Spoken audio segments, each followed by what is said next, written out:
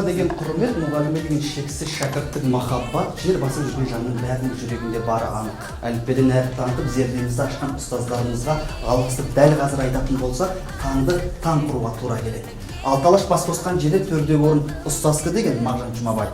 Жайдарлы менен жайсан жансыздар, қол жетпес биік асқар таусыздар, мың алғыс сіздерге асыл ұстаздар.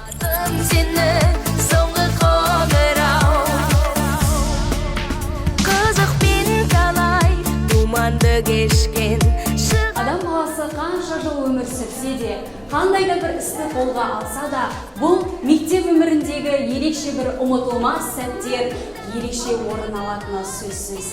Яғни мектеп білім айдындағы үлкен кеме болса, бүгінгі таңда бітіруші түлектер сіздер 11 жыл бойы осы кемеде болдыңыздар. Яғни мектеп білім бірге қатар ұстаз деген ұлы есім жүреді. Ұстаз ол шәкірттерді білім дәрімен сусындатып, болашаққа бағдар беретін, талмас талпыныс сыйлайтын жан. Мектебімізде 11 жылдың ішінде қаншама сан мыңдаған қоңырау үні естілсе, бүгінгі қоңырау үні ерекше сіздер үшін. Яғни сіздер тарыдай болып мектеп табалдырығын басталып, қазіргі кезде таудай болып, міне алтын ұя мектептеріңізбен қоштасқалы жатырсыздар.